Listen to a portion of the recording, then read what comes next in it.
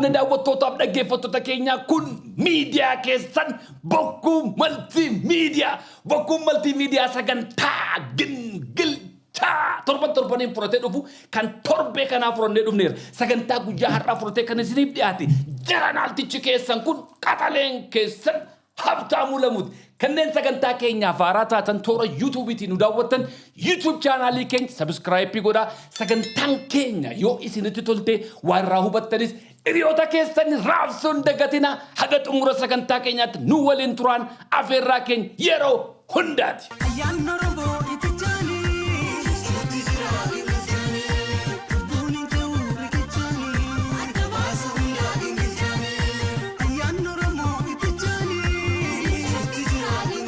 Daawwattootaaf dhaggeeffattoota keenya sagantaa Gingilchaa torbee kanaa fudhadhee dhufeera. Sagantaa Gingilchaa torban kanaa fudhadhee dhufe maalumatu afuura na guutaa? Maalumatu akkas na iyyisiisa? I feel bad, man. Sagantaa Gingilchaa irratti yeroo jalqabaaf bishaan dhuguu jalqabee akkuma argaa jirtan Melba Printing jedha. Melba Printing biyya kana gaafa dhufe warshaa isaanii dhaqee daawwadheen ture.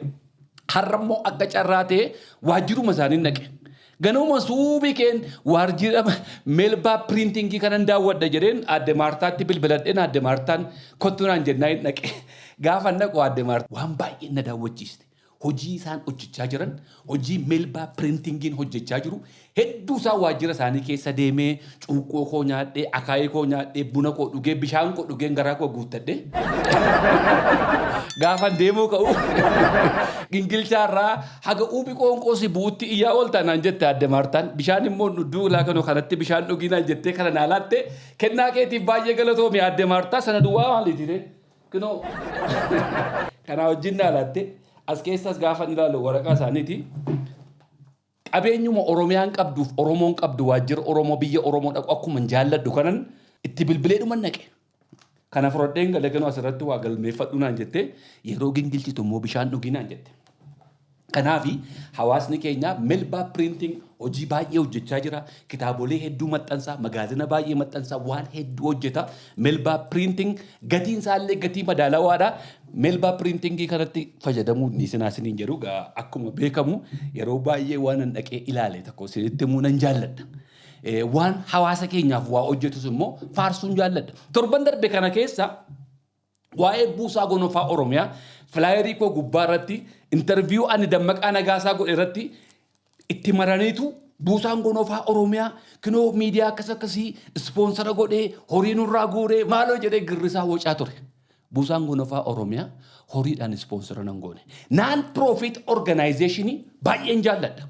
Akkaataan guddina koo akkoo koo jalattan guddadha. Akkoon koo namoota harka qalleeyyii gargaaruu baay'ee jaalladha. Namoota waan qabne, namoota nyaata hin qabne nyaata afaan kaa'uu jaalladha. Akkoo koo jalatti wantin arge sun ergan biyya Kanaadaa dhaqee reestooraantii banadhe reestooraantii koo keessatti baatiin gadi ba'een namoota karaarra bulan akka afaan faranjii homeless warra jedhaman kana gargaaraan ture. Ergan gara biyya kanaatti dhufe waan akkasii gochuu hin dandeenye buusaan gonofaa Oromiyaa immoo hawaasa keenya cinaa dhaabbatee bakka balaa uumamaa bakka balaa namtolchee saba keenyarra ga'u gargaaraa jira. Ija kiyyaan argaan jira. Kana isaan miidiyaa irratti gadi ba'ansanii leellisaa hin jiran dubbachaa hin jiran buusaan gonofaa Oromiyaa non-profit organization bakka lolaan hawaasa keenya qeerraa buqqisu keessumatti karaa walisoo kana lagi Awwaash ganna guutee sabni keenya qeerraa buqqa'u balaan adda addaa iddoo uumamutti hongeedhaan bakka namni keenya miidhamutti balaa namtolcheetiin sabi keenya miidhamutti buusaan gonofaa cinaa dhaabbataa jira. Buusaan gonofaa hawaasa keenya gargaaraa jira. Horii kana eessaa fidee hojjettootuma mootummaa irraa fuudhee saba keenya irraa fuudhee uummata keenya irraa fuudhee ummata keenyatti gargaaraa jira. Kanaaf anis miidiyaan qabuun buusaa gonofaa cinaa dhaabbachuun qaba.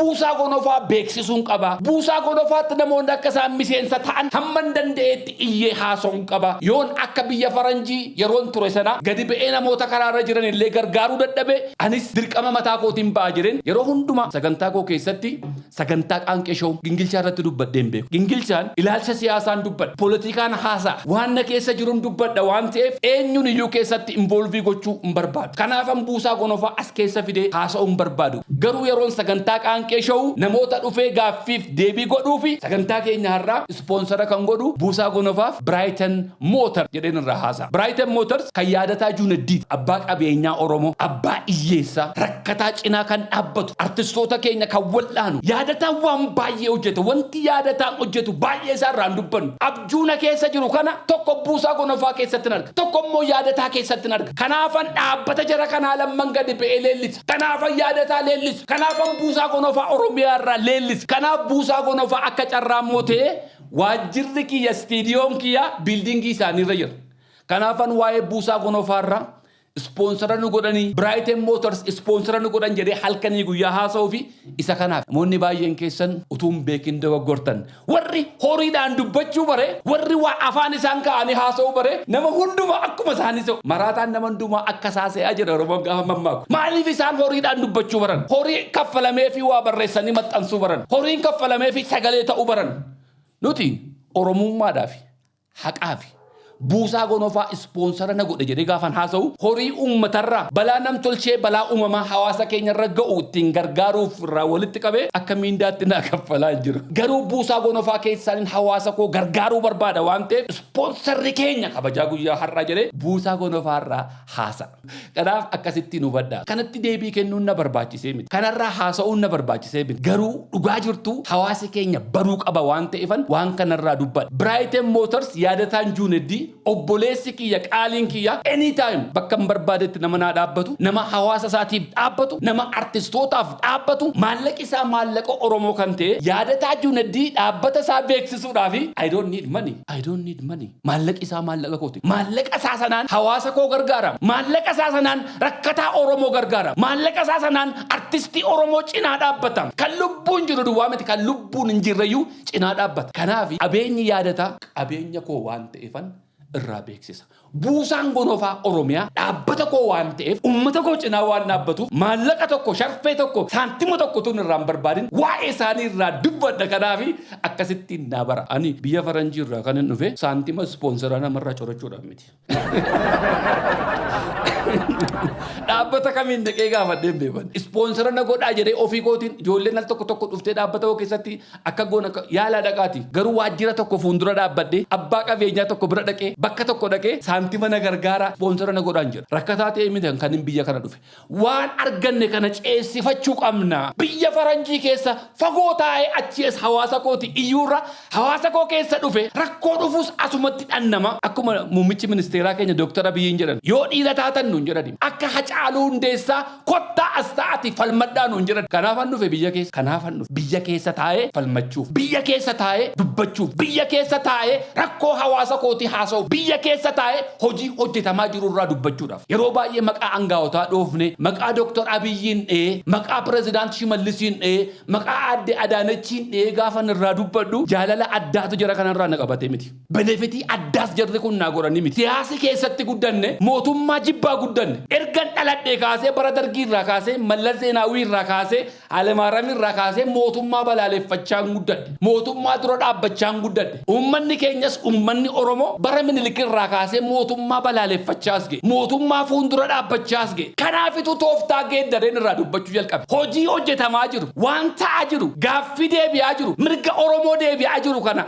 har'uma gadi ba'ee mootummaan kana godhaa jira mootummaan akka godhaa jira jedhee bara sana haasa'e dhagaan irratti roobus iyyuu ni beektu. Kanaaf tooftaa jijjiirree maqaa namoota individuaalii dhoofne abbichuun abbaa malaa muummichi ministeeraa keenya hawaasa keenya keessatti dhalatee guddate qaama hawaasa kanaati rakkoo uummata keenya irra ga'us ni beeka. Kanaaf ejjennoodhaan murannoodhaan tiimiin isaa wajjin jiran liideriin isaa wajjin jiran dudduuba isaa jiran cinaa isaa jiran wajjin waan hedduun hojjechaa jira. Garuu isa keessaa baaseen galateeffachuu jalqabe. Pireezidaant Shimallis abbaa cabsaa jedhee gaafa irraa haasofnu Pireezidaant Shimallis Oromiyaa guddaa amma naga'u kana qofaasaa waa gochuu hin danda'u. Liideroonni isa booda jiran tiimiin isa booda jiran warri ciccimoon sun yoo isa gargaaru gargaaruu baatan pirezidaanti Shimallis nama tokko sanaan namni tokko mukuma tokko qofaasa aara malee hin boba'u jedha Oromoon. Kanaaf tiimii isaa wajjin jiru sanas dagannee miti garuu liiderii akka fuuldura jiruutti ennee. Akkuma kanas kantiibaa magaalaa Finfinnee Aadde Adaanech Abeebee magaalaa Finfinnee keessatti hojii isaan hojjechaa jiran argaa jirtu. Yeroo baay'ee irraa dubbannutuman dubbadhuyyuu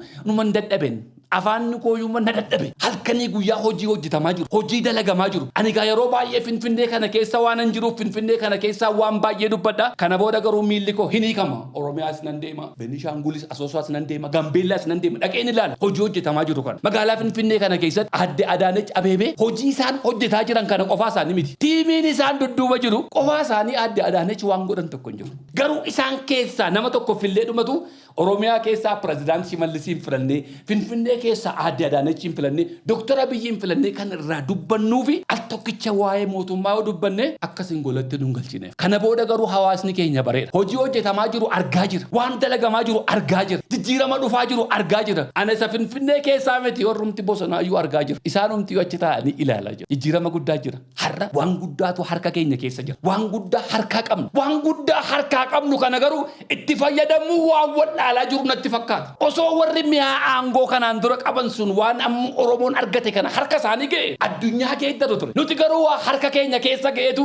ammayyuu gooxiidhaan, ammayyuu gareedhaan, ammayyuu gandaan, ammayyuu amantaadhaan gola keessatti wal micciiraa jira. Wal tumsuu dhiifnee wal jala dhaabbachaa jira. Gufuu walitti ta'aa jira. Wal ammeessaa jira. Wal addeessaa jira. Waan ani ijaan argaa jiru mataa keessa walla'u. Hooggansi tokko yoo si fuuldura jire hooggansa kana bakka inni jirutti jajjabeessuu dhiiste miila jalaa dha'u akkamittiin hin bakka isaa sana ta'a kana keessa galaa jira. Ani wanti hin soraadhu alagaa isa fagoo miti. Waan walii keenya keessatti gidduu ta'aa jiru na sodaachisaa jira.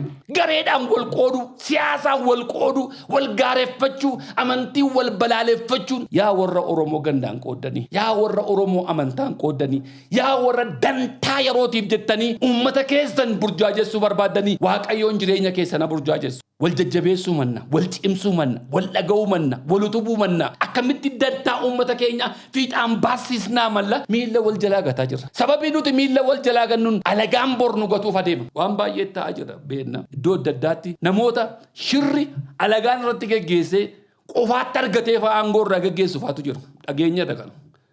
Argaa jirras. Har'a nama akka muummicha ministeeraa Dr. Abiyyiin qabaanne, nama cimaa akkasii qabaanne, hooggansa biyya jijjiiruuf halkaniif guyyaa hojjetu akkasii qabaanne nuti gadiidhaan wal burjaajessaa jirra.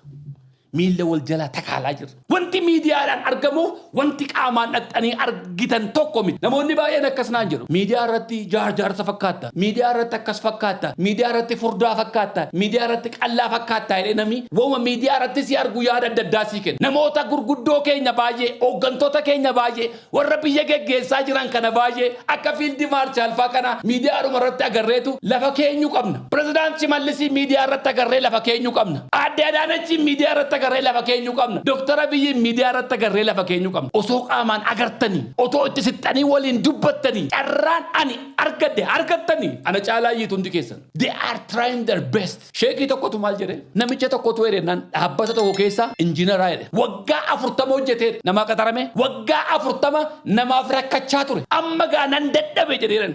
Nagaggeessi nan boqodhaa waggaa 40 hojjedheera. Nagaan nagaggeesse nan abbaan dhaabbatichaa maal jedhe? Hayyees hin gaggeessaa jennan mana tokkitti naafte kana naa ijaareedhen. Naman baay'ee jaalladhu naman baay'ee kabajuufon hojjisiisa mana tokkitti kana naa ijaari jedhee mana tokko itti kenne. Tole jedhee maandisichi harkaa fuudhee dur mana tokko gaafa ijaaru baatii 10 faarraa furata. Baatii 6 faarraa furata. Amma garuu mana isee dhumaa kana baatii 2 gidduutti ijaaree shaw godhee itti kenne. Fixeettaa jedheen abbaanii dhaabbatichaa. Fixeedhaa jedhee injiinerichi hayyee jedhe qulfee harkaa fuudhee hunda warra dhaabbata sana keessa jira walitti waamee galateeffatee manni kun si'iifii jedhee kenneef. Hojjenne dadhabne dhumarra geenye harka of jalaan balleessine. Namichi kun waggaa 40 hojjete. Waggaa 40 mana babbareedaa ijaare. Waggaa 40 dizaayinii gaariidhaan yerootti furate mana uummanni jaallatee dhaabbata kana dhufee akka irraa bitatu ijaaree baay'eessa. Kan saarra ga'ee garuu fash godhee ijaaree mana taanatti gala. Baay'ee dadhabneerra. Baay'ee hojjenneerra. Baay'ee dafqineerra. Yeroo dhumaa geessu kan kanarratti garuu yeroo waan hundumaan harka keenya keessa gale kanatti carraa guddaa Oromoon harkaa qabu kan carraa guddaa akka Itoophiyaa miti akka Afrikaatti Oromoon waggaa 100 meeqa booddee argatee harka keenya keessaa qabu sababii wal qooduu keenya sababii garee wal ijaaruu keenya sababii gandaa walirratti bobba'uu keenya sababii amantii walirratti bobba'uu keenya harka keenya keessaa akka hin baaneen sodaadha. Baratuu Gingilchaa Baratuu Gingilchaa Baratuu Gingilchaa. Engadda akkuma yeroo darbe fuula Facebook kee irratti isinii maxxanseen ture hawaasa keenya naannoo Karrayyuu Fantaallee balaa hongee akkasumas kirkira lafaatiin qeerraa buqqaaniif waan an danda'uun godha jedhee naqee ture. Uummata koo cinaa dhaabbachuu akkuma isinitti hime kanaan dura biyya faranjii jiraadhee namoota harka qalleeyyii gargaaraa ture. Biyya kana keessa ergan dhufe akka nama tokkootti akka Habtaamuu Lamuutti anis waan an qaburraa hawaasa koo cinaa dhaabbadha jedhee naqee Engadda. Fantaallee dhaqee uummata kootiif hamman danda'u godheera. Kana ganin godheef of mul'isuudhaaf of agarsiisuudhaan miti keessa koo waan jiruuf an godhe isa keessa koo jiru immoo namni keenya achirraa argee uummata kana cinaa akka dhaabbatuuf kirkira lafaatiin balaa hongee balaa adda addaatiin uummati keenya qeerraa buqqee kana dhannee akka cinaa dhaabbannuuf sooshaal miidiyaatti isinii maxxanseen ture. Kana booddee hamman dandeettu uummata koo cinaa nan dhaabbadha. Uummata koos nan gargaara. Kanaafan sooshaal miidiyaa irratti isinii maxxanse. Isinis waan dandeessaniin saba keessan cinaa dhaabbadha. Kun har'a Karrayyuudha. Bor immoo hin beeknu eessa akka ta'u. Namoonni waa kennuu dandeessan namni tokkos waa gochuu danda'a waan ta'eefan kana fidee kana godhe. Ofii kootiin godhe warri haala kana naa mijeesse waajjirri pirezidaantii mootummaa naannoo Oromiyaa obbo Abbaa Cabsaa baay'ee galatooma. Akkasumas hooggantoonni Shawaa Bahaa hedduu galatooma. Abbuunfaan Guutaanfaan ulfaadha. Baay'ee na cinaa dhaabbatanii yeroon Fantaallee dhaqe kana gargaarsa fuudhee deeme kanaan achumarraan maaliifan riizoortii yeroo baay'ee miidiyaa irratti argu riizoortii abbichuun ijaaree naannoo Mataaraa bishaan Mataaraa gubbaa jiru ilaaluun qabaa jedhee dhaqe bakka riizoortii sana yoo gubbaarraa eeyyamni dhufe malee ol seenuu hin dandeessanii hin banamne paablikiif hin banamne garuu miidiyaa irratti si feenna si diduu hin dandeenyu naan jedhanii ulaanaa banan ilaala akka inni itti bareedu bakki sun baay'ee guba lafa margitti biqilu miti lafa gogaadha lafa riizoortiin itti ijaaramu miti lafa ilmi namaa keessa jiraatu miti baay'ee lafa rakkisaadha garuu abbichuun seenaa inni geeddaree bakkuma sana duwwaatti dhaqxanii arguu dandeessu bakka margi biqiluu hin dandeenyetti akka marga biqilu godhe biyyoo bakka biraarraa fidee bakka gubaa sana keessatti bakka jannata fakkaatu wayii ijaare bakka sana keessa ol galee naqee daawwadhe baay'ee namatti tola qalbii namaa harkisa wanti achi keessa jiraatiin hin jiru. Loon achi keessatti gabbisu burtukaanii jira muusii jira abukaadoo jira paapayyaa jira wanta achi keessaa dhabame hin jiru ijoolleen keenya uummanni Karrayyuu naannoo sana jiraatu hedduun achi keessatti arge hojii argatanii inni kaan marga cira inni kaan lafa haxaa inni kaan hojii adda addaa hojjeta inni kaan mana qulqulleessaa bakka keessa dhaabbattee bashannanuu miti keessa darbuun namatti ulfaatu sana keessatti hojii abbichuun hojjete argeen abbichu umuriin kee haa dheeratu. Waaqayyoon isin haa eebbisu. Kana booda warra biyya bulchuuf dhufaniifan sodaadha. Siinoo tiraakii oofee nutti agarsiise. Doozarii oofee biyyoo dhangalaasee nutti agarsiise. Jilbeenfatee muka dhaabee nutti agarsiise. Kanaaf sadarkaattiin biyya bulchan isa akka kanaan dura karabaatiidhuma uffatanii ji'a ja'aatti yookaan waggaa tokkotti gad dhufanii magala caanuu kennan sana miti. Sadarkaan amma hojii keenya anas na iyyisiiste hojii keenya hojii ammanni hojjechaa jiru kanaaf immoo otoo biyyi nagaa ta'e maal hojjetame biyyi utuu nagaan ta'in osoo gamanaan itti dhukaasanii finyootti kaanii miilla jala harkisanii waan hundaa irratti hojjechaa jiranii arrabsaa jiru shira irratti geggeessaa jiru xiqqeessaa jiru. Inno jiba isaa hojjetu garagalee guyyaa tokko deebii kenneef hin beeku. Ati miidiyaatti gadi bahi ani iyyuu kinoo biyya alaa taa'ee iyyee arrabsee dadhabeet isa booddee harka ol qabe. Akkam taatu gaara amma warri siyaasa geggeessina jettan biyya ambaa keessa teessanii dhaqxaniidhuma akka dubartoota mana dhugaatii mana bunaa dhaqanii nama hamachaa oolanii buna isaanii foorichaa ifa mana goraa bishaan buna isaanii foorichaa hamachaa ooltan kana inni gurratti hin kennu hojii masaa hojjechaa jira. Akkas naan jedhee ture achiin naqee ture dhimma sadaas hin qabu hojii masaa hojjeta. Gaaf tokko biirootti na waamee kan naan jedhe gaaf tokko na waamee sin ajjeesa naan jedhe gaaf tokko na waamee jiratti kan akka godhan dhimma isaas hin qabu hojii masaa hojjeta. Because jabana kana keessa wanti nama baasu hojii haasaa miti hojiitu nama baasa. Kanaaf abbichuu baay'ee galatoo karaadhuma sana gubbaa deemeen dhufe mataa haraarraa kaasee gaafa nufu hin beektu bakki bakki tokko bakka hamaa wayii ture kanaan dura. Bakki sun egaa indubbannu miidiyaadhaani har'a seenaan geeddaramee jira. Kanaan dura hawaasa keenya dhaqanii akka godhanii hawaasa karrayyuu akka godhanii qe'ee irraa buqqisan maal jennee iyyaa turre. Deebiin gaafa deebi'u immoo namirraa dubbate hin jiru. Dubbachuunis garuu hin barbaachisu. Garuu hojii hojjetaniiru. Hojii hojjetaniitu. Hojii gaafa hin jedhu isa muka dhaabuu riizortii dhaabuuf saadu waa miti. Siyaasni lafarratti dalagames karaa sana gaafa dhaqxanii ijaan agartan irraa dubbattu. Warra daangaa darbee uummata keenya qe'ee irraa buqqisu. Warra daangaa darbee saba keenya qe'ee irraa duguugaa ture sanas dadhaa mataatti dibanii geggeessaniiru. Amma jara kanarraa yoo hin dubbanne yoo hin galateeffanne maalirraa hin galateeffadda. Baay'ee galatooma kanarraan boone imalli kiyya gara Fantaallee akkasumas gara Mataara kana fakkaatatu. Waan baay'ee argee waan baay'een taajjabe waggaa 15 boodan karaa sana deeme. Waggaa 15 booda gaafan deemu seenaa baay'ee geeddarame. Waan geeddarame waan baay'een argaa. Kana miidiyaa irratti gadi baanee hunda isaa dubbachuurra immoo isin dhaqaati ilaala. Obboloonni keenya warri har'a qawwee kaasanii bosona keessa jiran waan kanarraa waan tokko hubatu yaada. Akka miidiyaa irraa afarfamu miti dubbiin. Wanti lafarratti mootummaan kun hojjechaa jiru har'a mootummaa jedhanii yoo haasa'a. Maqaa isaa tokko waamuu dhiise. Mootummaan kun hojjechaa jiru waan salphaa miti. Waan baay'ee deebi'a. Kana gaafan jedhu rakkoon hin jiru jechuu miti. Rakkooma jiru sana keessatti, xaxama jiru sana keessatti waan baay'ee deebi'aa jira, waan baay'ee dalagamaa jira. Kana gaafan dubbadhu nama biyya alaa jiruuf hin galuta. Because qaamaan keessa hin jiran gaa. Karaa sana deemeen dhaqee argeem. Ija kootiin dhaqee ilaaleem. Ija kootiin uummata sana keessa dhaqeem. Kanaafin irraa dubbadha. Kana booddee magaalaa Finfinnee keessa taa'ee miti Oromiyaa bakka adda addaa dhaqee waanan argen isinitti ragaan ba'a. Ergamni koo, kaayyoon koo,